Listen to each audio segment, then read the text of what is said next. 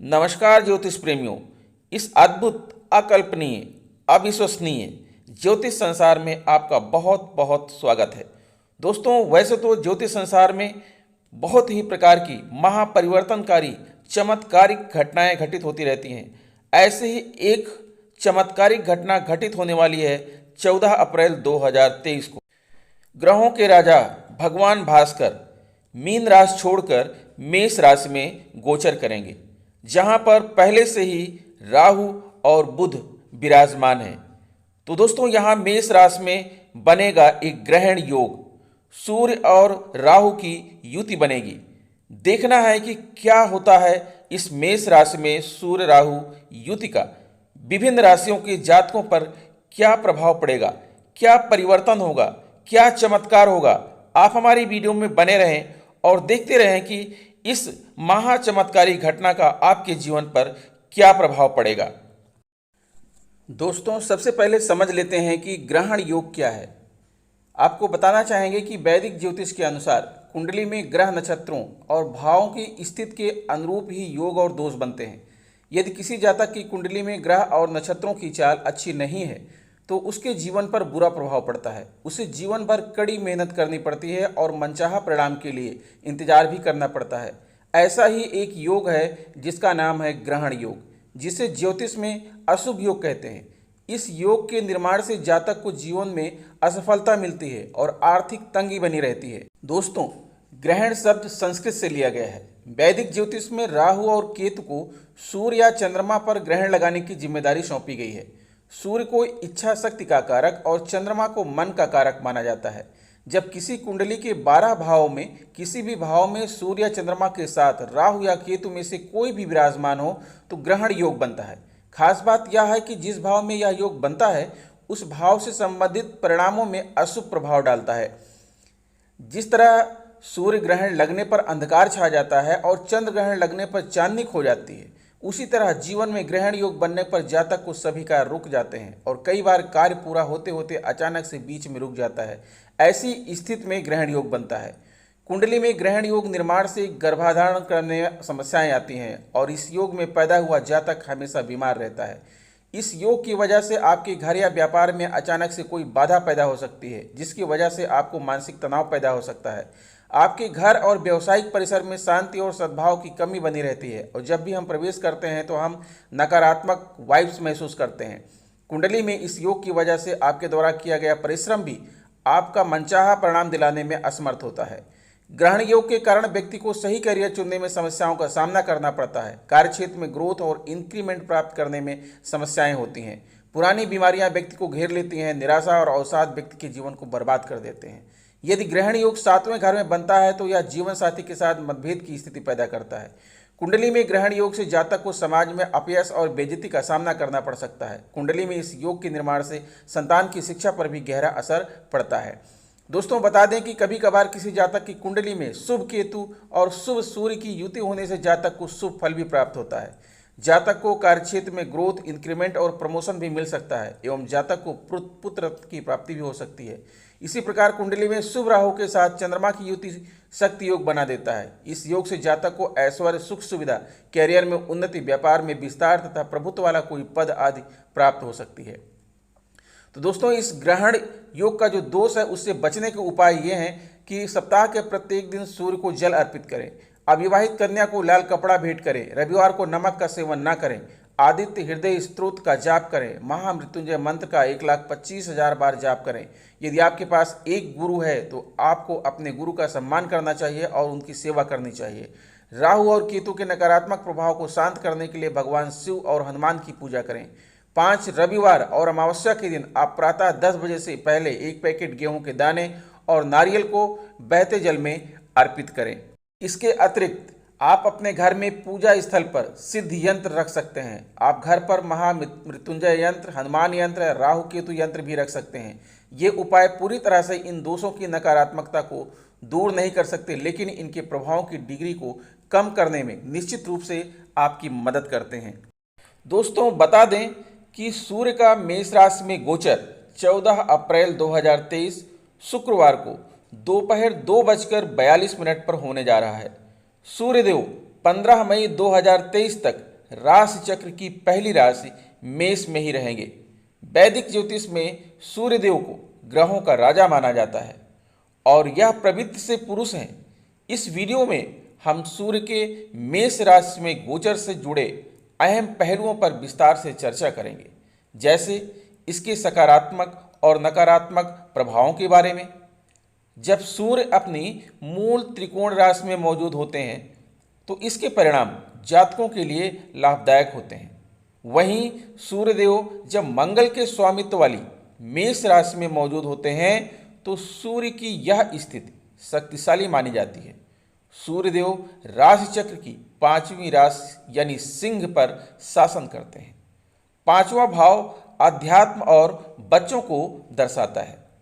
सूर्यदेव मेष राशि के पांचवें भाव के स्वामी हैं। इसके प्रभाव से जातकों को कैरियर में सफलता, भाग्य का साथ, धन लाभ, मान सम्मान में वृद्धि की प्रगति होती है। सूर्य का मेष राशि में गोचर सरकारी नौकरी करने वाले जातकों के लिए भी फलदायी साबित होगा। इस गोचर के परिणाम स्वरूप आपके अंदर अध्यात्म के प्रति झुकाव बढ़ेगा और यह आपकी मानसिक सेहत के लिए बेहद लाभकारी साबित होगा। तो आइए इस वीडियो की शुरुआत करते हैं और जानते हैं कि सूर्य के मेष राशि में गोचर से 12 राशियों पर पड़ने वाले प्रभावों के बारे में। साथ ही हम राशि अनुसार कुछ ज्योतिषीय उपायों के बारे में भी जानेंगे, जिनकी मदद से आप सूर्यदेव के अशुभ प्रभाव को कम कर सकते हैं। ज्योतिष शास्त्र में सूर्यदेव को उच्च अधिकार वाले एक तीव्र ग्रह के रूप में देखा जाता है। सूर्य महाराज जातकों के जीवन में अच्छे प्रशासन और सिद्धांतों का प्रतिनिधित्व करते हैं। इनके आशीर्वाद से जातकों को कैरियर में ऊंचे स्थान और मान सम्मान की प्राप्ति होती है। सूर्यदेव के शुभ होने पर जातकों को जीवन में संतुष्टि, अच्छी सेहत और तेज दिमाग की प्राप्ति होती है। अगर आपकी कुंडली में सूर्यदेव मजबूत अवस्था में हैं तो आप एक बेहद कमजोर स्थिति से निकलकर ताकत हासिल करने में सफल हो सकते हैं। कुंडली में सूर्य महाराज की मजबूत अवस्था जातकों को कैरियर में उच्च पद की ओर ले जाती है। अगर सूर्यदेव बृहस्पति ग्रह के साथ कुंडली में मौजूद हो या इनकी दृष्टि सूर्य पर पड़ रही हो तो जातक शारीरिक और मानसिक रूप से काफी मजबूत होते हैं। वहीं अगर सूर्यदेव राहु और केतु जैसे हानिकारक ग्रहों के साथ मजबूत होते हैं तो ऐसे में आपको मान सम्मान में कमी, डिप्रेशन और आर्थिक नुकसान का सामना करना पड़ सकता है। हालांकि सूर्यदेव का आशीर्वाद प्राप्त करने के लिए आप अच्छी गुणवत्ता वाला माणिक धारण कर सकते हैं। इसके अलावा आप रोजाना सूर्य गायत्री मंत्र और श्री आदित्य हृदयम का पाठ भी कर सकते हैं। तो अब हम चर्चा करेंगे कि विभिन्न राशि के जातकों पर इस सूर्य राहु युति ग्रहण योग का क्या प्रभाव पड़ेगा और इसी का विश्लेषण करेंगे। और यह विश्लेषण आपकी चंद्र राशि पर आधारित है। मकर राशि के जातकों के लिए इसमें सूर्य आपके चतुर्थ भाव में गोचर कर रहे हैं और सूर्य आपके अष्टम भाव के स्वामी हैं। अष्टम भाव जो आपका स्वास्थ्य का घर है, अंतरंग संबंध, समानता और न्याय, समान अवसर, समान स्तर पर सेक्स, पुनर्जन्म, कैरियर में बदलाव, असुरक्षा को ताकत में बदलना, परिवर्तन, अनुभव। और उसी के साथ दोस्तों आपका जो चतुर्थ भाव है, चतुर्थ भाव आपका संबंधित है आपके घर परिवार से। माँ के साथ आपका संबंध, घरेलू जीवन पर दृष्टिकोण आपका कैसा है, पारिवारिक जीवन, आपकी संपत्ति, भूमि, आपकी भावनात्मक वासी। और साथ में दोस्तों यहाँ पर सूर्य की जो है 7वीं दृष्टि पड़ रही है आपके दसम भाव पर। दसम भाव जिसे कर्म भाव कहा जाता है, काम करने के लिए सामाजिक स्थिति का भाव है। पैसा, कैरियर के मार्ग, समग्र जीवन के पथ, आपकी सार्वजनिक छवि, कैरियर की उपलब्धियां, सामाजिक स्थिति, प्रतिष्ठा और प्रसिद्धि, राजनीतिक दल, राष्ट्रपति और प्रधानमंत्री, पैतृक प्रभाव, उच्च वृद्धि की हमारी इच्छा, इन सभी चीज़ों पर सूर्यदेव की आपके ऊपर कृपा बनी रहेगी।